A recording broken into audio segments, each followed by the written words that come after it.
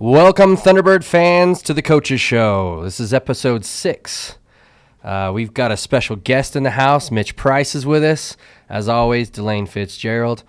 Guys, the Coaches Show is brought to you by Warehouse Bar and Kitchen. The Warehouse Bar and Kitchen here in Cedar City is committed to serving up joy through local food, crafted cocktails, beer, music, and entertainment. We provide a safe and friendly environment for those 21 plus. Exceptional service and events that'll create lasting memories. Reggie Silva, he was on the trip with us last time to Western Illinois. Great guy. He's one of the owners there, if not the owner. Great family. Awesome. Coach, I know we've been there over to lunch. You like the sliders? I do. I like the sliders and the wings. The wings, yeah, the wings are awesome. Yeah, and we enjoyed having Reggie on the Macomb, Illinois trip with us. Yeah, what a great guy, and it was awesome to get to meet him and see his family. So that's the Warehouse Bar and Grill here in Cedar City, Utah. 21 plus gets into all their events with ID. So just want to make sure we give a proper shout out to the Warehouse Bar and Kitchen. All right. Well, look. First off, yes, let's take the gloves off early. Oh. In honor of National Daughters Day, we brought Mitch on here because he is the closest thing to my daughter's haircut on our football team. I just feel like he's trying to be like Jesus. He could also rip him off of any Armani ad and just plop him right here. Like, good-looking young man. He's got the flow going. He doesn't need a beard card here. Life is good for Mitchell Price here in Cedar City. I'm sure of it. I'm living vicariously through him because there's no flow now. Yeah, not a whole lot of cultivation. Yeah, no, I gotcha. Coach, we had the Battle of the Axe this last Saturday. What a night! Southern Utah was pretty exciting there at Rice Eccles Coliseum. First WAC game. First conference game, we took on Utah Tech. Give us just give us a quick rundown. The game to me felt like it had a little more gravity to it. Obviously, the rivalry to the team down south there, and I don't know, it was incredible. Shout out to Cedar City for showing up huge. Shout out to the student body. I think there was almost 4,000 plus.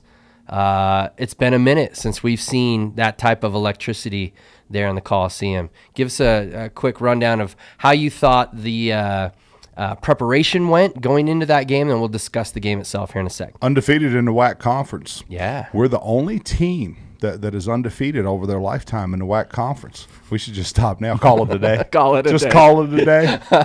Take our ball and go home. That's right. Excited for our players because it meant a lot to them. Excited for our university. You mentioned the 4,000 students. Plus, it was just a sea of students. Yeah, it's probably as close to a cracker box environment as I have ever been a part of, ever played in. Our town and our student body and our alumni really come out. It was nice to meet some of the alumni pregame, postgame that were coming back from the 70s, 80s, 90s, early 2000s. Nice to meet them. Some people I hadn't met before. Just a great night. A great night for everybody involved. And as the head coach, you have to move to the next one. Sure. You have to move to the next game about 15 minutes after the game is over with. Yeah, you're right. But you're always excited for everybody else, and you enjoy their happiness. I like that. Taking joy in other people's happiness. That's a good trait. We talked last week a little bit about like maybe some of the distractions, right? We had homecoming, a lot of buzz about the conference starting. How are you guys able to just kind of get past that and focus on the task at hand? Yeah, we have the youngest team. We have the youngest team in Division I football, so really proud of the way they were able to put all the distractions away. First university I've been at that has multiple pep rallies during the week, and all a pep rally can do as a student athlete is get you in trouble, get your mind off of the prize, and get you thinking about things that aren't important. But proud of our players for being able to focus on the task at hand and knowing what's important. Yeah. So getting them focused, getting them locked in, maybe a little extra chore this week, but it seems like Obviously, you were able to keep the eye on the prize. Mitch, we talked a little bit outside here about maybe the players' feelings. Just give us the scoop on how you saw things and how maybe to the community it's a huge rivalry, but as a player, give us the scoop on what you were thinking going into the game. Well, yeah, so a lot of the players aren't from around here. Right. So for the rivalry, there wasn't as much of the rivalry feel for the players. Yeah. But for us, the big motivation was to win, keep winning at home. You know, a goal that we set this year is to win every home game. And so we want to win every single home game, and no matter who we're playing. Yeah. And then also starting conference with a win was really, really huge for us. Yeah. So that's what was the big thing for the players this week, was just coming home, winning at home. So even though there might have been a little noise, it wasn't maybe as poignant to you not growing up in Cedar City or St. George. You're up north, and it was just another game that you needed to win, and eye on the prize. I love it. Yeah. It's just strange, the whole rivalry thing. It's fun for me. It's fun for the listeners. You know, we're going to play it up as much as possible. Schools are located relatively close. They played 4 times since 1963. It's not a rivalry. Well, think how exciting it was that we were able to play them again. Yeah, You know? The players on our team right now think this country was founded in 1963. They think Christopher Columbus landed in Yorktown, Virginia, Jamestown, Virginia in 1963. Oh, dear. Yeah, so... Okay, so that's an ancient time. We just don't. It's the next game. They were just good. the next game. Nothing more, nothing less. That's a great culture. Before the game, I did hear that you had a special visitor. Steve Young was in town for the inauguration of Mindy Benson, and give us just a quick rundown on. He took the time to come see you. How was it? Yeah. Go ahead. Oh, yeah. It was super, super cool. I'd gotten to see him once or twice before, just at practices, but I'd actually never heard him speak or gotten to speak to him before.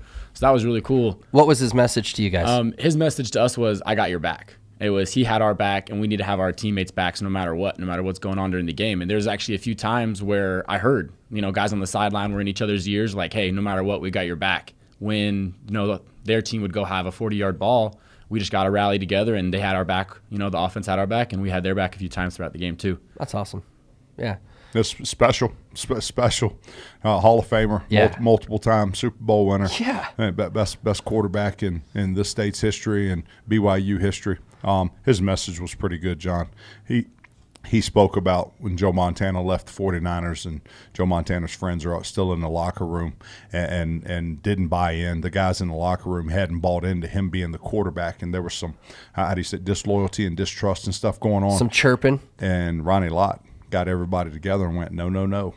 Said he's our guy. He's my man. He goes, I have his back. He goes, I've got his back. And their motto that year became, I'm going to get the initials wrong, but I've got your back. Yeah. Yeah, I've got your back. And they went on and won the Super Bowl. That's phenomenal. It kind of illustrates the importance of team leadership, right?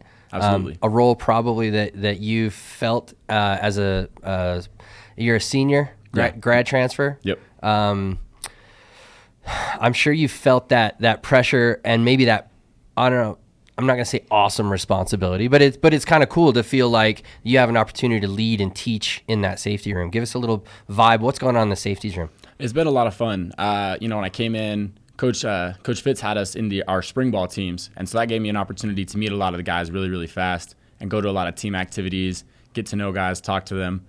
And just from talking to them, a lot of them didn't feel like there was a lot of team leadership last year on the team. And so I got to kind of step into that role and try to become brothers with them as soon as I could. Yeah. And so early on in spring ball, had them over to my house for a few times, just for dinners, just to talk and just to start instilling in them like that belief that, hey, we can be a great team. We do need to be close. We need to have each other's backs all the time. And no matter what's going on, something good can happen. Yeah. We just got to believe. And so that's kind of been the thing throughout the year. It's been put in the work. Let's, Coach Fitz always says it, let's get some hay in the barn. And let's get some sweat equity going. Yeah. And let's have that belief that we can be great, because I think that's really what it boils down to is at the end of the day, you need to know you're good enough to win. Otherwise, you're never going to win. If you don't believe in yourself, nobody's going to believe in you. So that's kind of what I've been trying to instill in these guys, try to push everybody to just keep working every single day. Remove the doubt, put the hay in the barn, know that you can do it before you do it. Yep. I love that. Mitch has done. Mitch is one of our team captains. Mitch has done a nice job of leading the DBs, leading our defense, and leading our entire team. When the married return missionaries speak, everybody stops. They stop and listen. That there's an immediate respect, and they're going to stop and listen. And those young men that are in that situation very seldomly speak when it's not warranted. Yeah. So yeah, it's not just throwaway every single time. When they speak, people listen. People stop. People stop what they're doing. People stop talking. They listen. Mitch's experience playing for the Y for 4 straight years gives him some equity in the room. Sure. Yeah. Some instant credibility. Absolutely. Yeah. Okay. Well, we talked about kind of things leading up to the game. We talked about Steve Young being able to come and talk to the guys, give that great message and some leadership. Give us just a rundown of the game as you saw it. Obviously, there was a preparation going in, but we didn't really. I mean, we're 2 fairly new teams. Obviously, one year in the WAC for them. This is our first year in the WAC. How did the game go through the eyes of Coach Fitz? I appreciate you recognizing that it takes some preparation. The whole world thinks we just show up on Saturday and play for 3 hours, and then we take the other 6 days off. Well, the game's won and lost, really, before you even get on the field. The hay is in the barn before you wake up on Saturday morning. Yeah, you've either done it the right way or done it the wrong way during the week. The famous saying, the war is won and lost before it's fought. And nothing could be more factual. Yeah. On the game. Yeah. On the game. Thought we were ready to play. Thought we came out and started fast. We were good on defense early. A little bit of a bend but don't break style. When you're playing against a team like Dixie and they're throwing the ball down the field on every single play, they're going to hit a play or two. They've got good players. They've got some players that I would enjoy coaching. They've got some good athletes, but they're going to hit a play or two. Our defense does a nice job of being resilient and coming back. But we're up early, 7-0. End of the first quarter, it's 7-7. That they hit a field goal, we hit a field goal in the second quarter, and then we score a touchdown. We score a touchdown at the end of the half. If you want to show somebody you're in command, score on the first drive of the half and then score on the last drive of the half, because it'll let them know real quick who's boss, what group is running things that night. I love that. We did that. We did that. It is a control thing now. It is a team scores first, team scores last. Well, they've got your number pretty good. Yeah. We go into halftime, and halftime's halftime.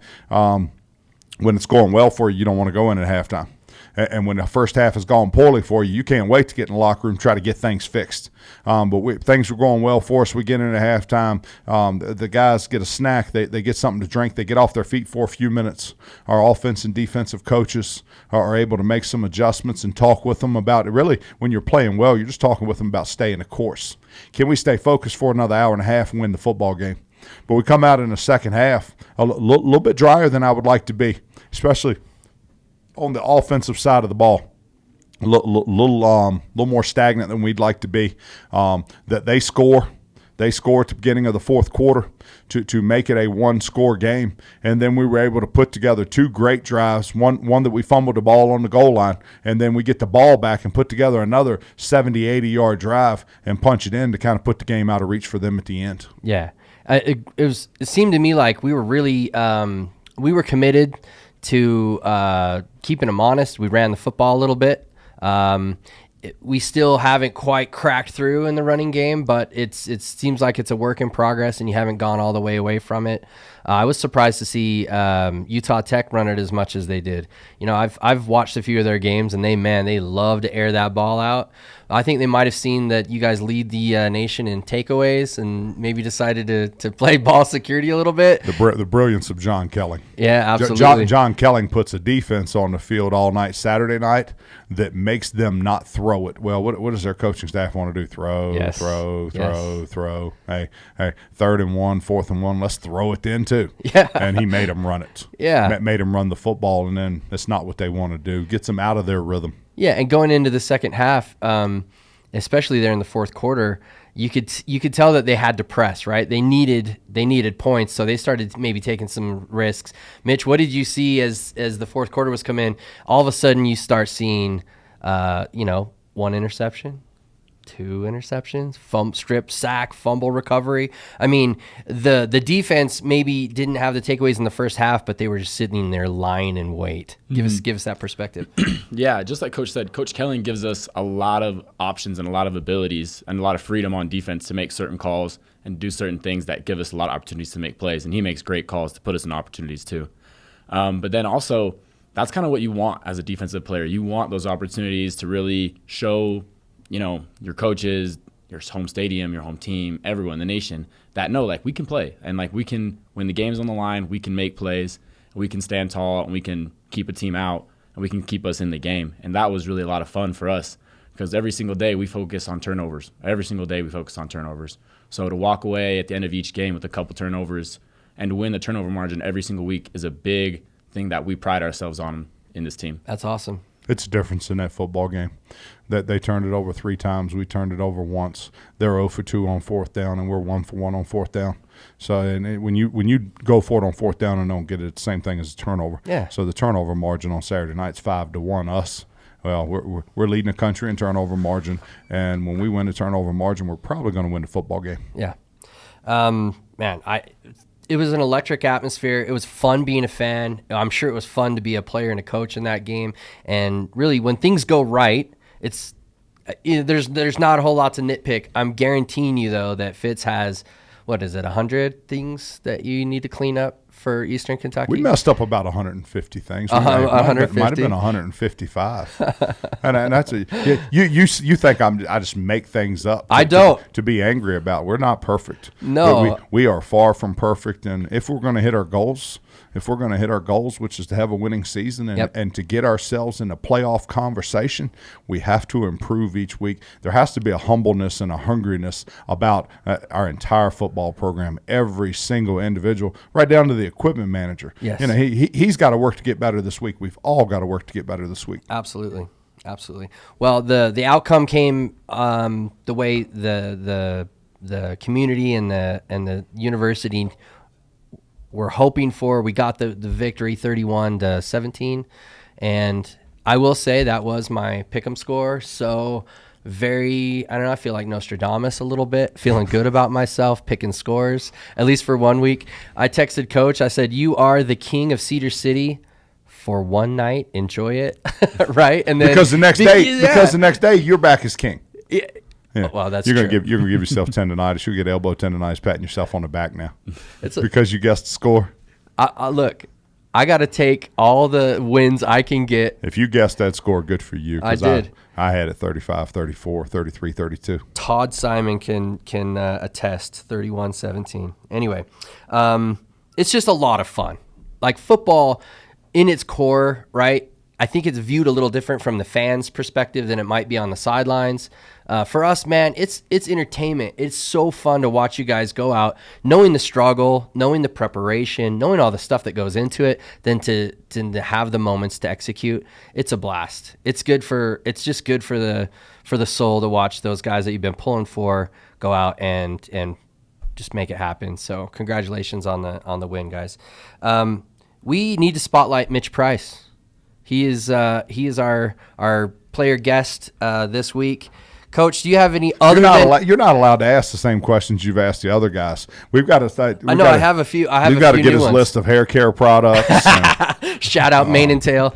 Shout out Mane and Tail. That's right. Is that like something they put on a horse? It is. That is exactly what they do. Wow, y'all are killing me. He's a thoroughbred. He's got to have it. Why can't men just be men? He uses animal products on his hair. What's more manly than that? It's not. It's not formulated for a human. It's formulated for a thoroughbred racehorse. I think, what do they say? If you want to be a beast, you got to train like a beast. Yeah. You got to train like a beast. Coach, just a really brief introduction of this young man. Yeah, team captain Mitchell Price, and we said it earlier, he grad transferred from BYU to us this offseason, finished his undergraduate degree and wanted to get a master's degree and wanted to play another year of football while he was getting his master's degree. Happy as heck to have him with us. But he starts for us at safety, and then when we go dime package, he bumps down and plays linebacker for us. One of the more mentally and physically tough young men on our football team, and we're really fortunate to have him. So happy to be his coach and fortunate to have him here. That's awesome. So, Mitch, we're going to give you a little spotlight. Where's home? Pleasant Grove, Utah. Okay, PG? Yes, sir. What high school did you go to? I went to Pleasant Grove High. Oh, so like downtown PG. So yeah, right right in the off wool. Battle Creek. Okay, cool. Look, I know your road to get to SUU has been a long journey, and it's fascinating to me. We've got some friends in Provo. up in Provo that both know us. But give us just a quick rundown of your time at BYU. That's where you ended. You started your football journey, your football career. Just wrap up that experience, and then how in the world. Again, I've asked all the transfers. How did you even get here? So just give us a couple minutes on your time at BYU, and then how you ended up here, and blessing us with your abilities down here at SEU. Yeah, so got home off my mission, and Where'd you go? I went to Montana. Billings, Montana. I always ask, do you gain weight or lose weight? I stayed the same. Oh, okay. I stayed the same about. Just a lot of body weight stuff. But It just went from here to here. Exactly. But no, so got home from my mission and decided to walk on at BYU in the spring, and it was a crazy story. Would take a lot longer than a couple minutes to tell the whole story, but walked on there, ended up playing corner for a couple years with Gennaro Guilford, and then each offseason I tried to get moved to safety because that's what I'd played my entire life, but it just never worked out in the numbers for me to go to safety. And then my last year it worked out, and I got to go play safety and play for Ed Lamb, and absolutely love both those coaches so much. They were so much a part of my development and learning as a player, learning how to watch film, learning how to grow, learning how to work. I got to learn a lot of man technique from Gennaro, and he was an amazing coach. Like him and I we vibed so well, and I can't say enough good things about him. He's one of the best coaches I've ever had. Same thing about Ed Lamb. Just good people who care about you, and you want to go out every single week and just play for them because you love them. Yeah. I remember when I first got on the team at BYU, I went in second day I was there. I went into Ed's office and I just knocked on it. He was the special teams coordinator, and I said, "Hey, coach, I know I'm just a freshman walk-on, but I'd really love a place on the special teams. I want to travel. I want to play in every game. Just can you keep an eye on it? Keep an eye on me in the film room." And so I was out on every scout team every single week, every single day, doing what I could to get on there. And I ended up traveling and playing in every single game my freshman and sophomore year just off of special teams. Yeah. Before I could ever make any plays on defense. As time went on, I got some reps at safety and some reps at nickel. And then towards the end of my time there, I was realizing I wanted a little more opportunity. And so at the end of last season, after the USC game, I talked to Coach Lamb and I went into the portal, and that was a long December, let me tell you. It was a long December. It's cold. It's cold and lonely out in the portal. Cold and lonely in the portal, ladies and gentlemen. Calling and texting as many schools as you can. Got on Twitter, DMing coaches, this and that. And I was in Oregon for Christmas with my wife's family, and shout out to my wife. And Coach Peterson calls me and says, "Hey, are you in the portal? Like, what are you thinking?" And I was like, "Oh, I'm talking to a couple schools." And he says, "Well, I might be going somewhere. Would you be interested?" And I was like, "Yeah." And so it's like, "All right, I'm gonna have the head coach talk to you tomorrow." And so I was like, "Okay, great." And then the next day, I had a great phone call with Coach Fitz, and I had to move my my honeymoon around because I was getting married in April, so I had to move it around for spring ball. But that was a fun conversation with Fitz telling me, "How the heck did you expect to play spring ball if you were going to be getting married in April?" But was able to move everything around. My wife was super awesome. She comes from a football family, so she understands. Right. But then got down here on January 8th. We had our first meeting on January 10th, and just started the whole process from the ground up, and really just got in and started working. Got in, started meeting the boys, started talking to them, and fell in love with the program, fell in love with Cedar City. Love at first sight. I got a little different version of this. Let's hear that. A little different version. So we're recruiting Mitch, and he's fun to talk to, and we usually, if young men aren't fun in the recruiting process, we usually get away from them. Sure. Because they're not going to be fun to coach either. But we're talking, and he goes, Coach, I'm in. He said, "I want to play football. I want to get a degree. I'm in." He said, "However, my wedding date's in April." He said, "I'm getting married in April." And I was like, "Okay, what's your wedding date?" And he tells me, and while I'm on the phone with him, I'm looking through the calendar. I'm like, "Oh, we got practice that day." I said, "This is never going to work." So it talked to him, and I said, well, when's the honeymoon? He said, well, the day after the funeral. There you go. The day after after what's on your mind, Coach? hey, the day after the wedding. I'm sorry, Livy. The day after the wedding. And I said, okay. Can we compromise? And he said, what do you have in mind? And I said, we will not practice that day. So we'll take that day off so that you can get married. I said, would the missus consider bumping your honeymoon back? And he said, well, let me ask, I'll get back with you. And he calls back in a couple hours or a day or whatever it was and said my fiance is on board with us delaying the honeymoon if you will let me attend the wedding. Attend the wedding. Going to be hard to have one without him. That's right. Going to be hard. We can do it through Zoom. Hey, COVID Zoom. Anyhow, Zoom wedding. After we got that worked out and compromised there, and he's been a great one. He's been a great one since he committed to being here, and we are very thankful to Livy. Yeah, she sounds awesome. Yeah, it was a lot of fun. That week was great. I got to drive up there the night before the wedding, be there for the rehearsal dinner, be there the next day for the wedding, and get sealed. And then we drove back down to Provo, loaded all her stuff up, and drove back to Cedar City. And I had practice at 8 a.m. the next morning. So you had all of the festivities, the wedding, and you had to move. Yeah, no big deal. This guy just gets it done in less than 48 hours. Yeah, he just gets it done. You can tell. No excuses. It was a good week. Just takes care of business. That's awesome. So have you graduated? Do you have a degree, or are you still working towards one? Yeah, so I have my undergrad from BYU in communications, actually. I specialize in broadcast journalism. Hey, so, I can tell. I can feel it. I did not. And you can also tell that I have no idea what I'm doing. You do a good job for an amateur. Look, very amateur. Yeah, very amateur. But it's a blast. So what do you plan on going out after football? What's the plan? Are you gonna start a business? You gonna go find a job? You want to get into ESPN? What's the, if there's someone listening out there that needs to get a hold of you, what's your vision for yourself? Yeah, so initially I wanted to go into broadcast journalism and kind of just be an anchor, go to ESPN and do all that. But as time's gone on, I've written a lot of stories, and I've decided I don't love writing as much as I thought I did. And growing up, did a lot of handyman stuff, working with my dad. My dad's a painter and handyman. So Steve, shout out Steve. Good old Steve. And so just going through it with my wife, we've actually talked more about going into real estate, flipping homes and stuff like that. And I think that would be a lot of fun for us. It seems like you're a dynamic duo, and it takes both sides to be dynamic for that to work. So you have a good foundation. That's exciting. Good stuff in the future for you guys. What's your favorite part of playing safety? What's your favorite thing to do? Just smack somebody or cover, or what's the favorite thing to do while you're out there on the field? The greatest feeling is that state of flow is where you read the play before they even run it. You know what they're going to run. You get to bait the quarterback into throwing the route you want him to throw, and then you just jump the route and you go, and you just know, okay, I knew what you wanted to do before you knew what you wanted to do, and I took it from you. You know what I mean? It's the greatest state of flow. He's a soul snatcher, Coach. There you go. He's a soul snatcher.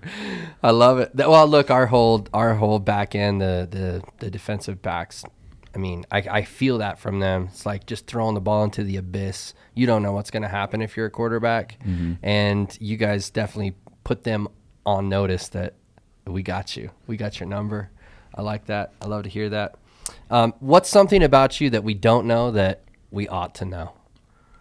Ooh, I don't know. Do you have any quirks other than your choice of hair products? Yeah, just my hair products. I don't know. I feel kind of funny saying it. Coach Fitz is gonna do it. He's gonna nail me this for is this. Good. This is good for radio. So my wife. This will be good for our team meeting if it's really good. My wife almost didn't give me a second date because I told her I liked doing a lot of skincare products, and because I like to make fun of myself on dates, and so I was making fun of myself saying that I did facial face masks and hair masks. Mission and stuff. Accomplished. And she almost didn't give me a second date because she thought I was too much of a pretty boy. She's right. Hey, but right. the beauty obviously prevailed, and you were able to lock it down. Well, her grandma actually vouched for me. So. Grandma. Shout out to Grandma Lowe. Let's go. That's awesome. Well, we're so excited that you're here. It sounds like Fitz is obviously so excited that you agreed to come down and bring your talents down here and your leadership and your experience. So we really appreciate that. Coach, we only have a few minutes left. We need to talk just briefly about our game coming up this weekend, Eastern Kentucky out in Richmond, Kentucky. Can you give us just a I'm not going to use the word synopsis because you look at me funny, but what's a breakdown of the Colonels from Eastern Kentucky? If you're going to use synopsis, you got to define synopsis. Yeah, I know. Yeah, and in Nelson County, Virginia, we don't use big words. Shout out Nate Dogg from Virginia County. Yeah, from Virginia County. Sorry. There you go. Nelson County. Yeah, my buddy Nathan I grew up with. Yeah. Came out from Nelson. Yeah. So, loved having him out here. Way cool. Eastern Kentucky, top 25 program. So top 25 FCS program, have won multiple national championships in the past, had a coach that won 300 games. A great university and a great town and a great part of the country. It's hard to find something you don't like about them. That they have a good football team, and we're going into, is this week 5? We're going into week 5 now. They're the second best team on our schedule thus far. Going to have to improve this week to beat them, but they are more than solid on defense. Their throw game is really good on offense. A lot of FBS transfers, so they've had a lot of guys transfer down and are playing for them and doing a nice job. And that they have an opportunity to win their conference, got an opportunity to win the postseason. I don't know how we can not be excited. We should be through the roof at an opportunity to play a top 25 football program. That's exciting. It's why we. It's what you do it for, right? It's why we lift weights the whole off season. It's why we went through camp and Division I camp again a month long. Why are you doing it if it's not for an opportunity to beat a really good football program? Yeah, I remember a statement and your contrast between BYU facilities and SUU facilities. We don't need to go into it. We realize. It's a different ball game, right? Our stuff's better. Obviously. All of our facilities are better than the Y. But here's the deal. Their weights weigh the exact same as our weights, and we push the exact same weight, right? And so that's something. When you said that, it brought that memory back to my mind that Lamb used to say. He used to say their weights weigh exactly the same as our weights. I don't care if they got the fancy this and the fancy that, and they feed them 10 times a day. Their weights weigh the same as our weights, and that. If you can find some of those older metal plates that got the rust on them, it adds a couple ounces. those are heavier. It's the edge. You get the edge on the oxidization. Anyway, a couple players to watch, and then we'll wrap up. A couple players for us, our fans, while we're watching on ESPN Plus. Who would we single out on Eastern Kentucky to pay attention They're to? the best kick returner, punt returner in the country. Okay. So their kick and punt returner could play at, there's 130 FBS schools. He can play at 125 of them.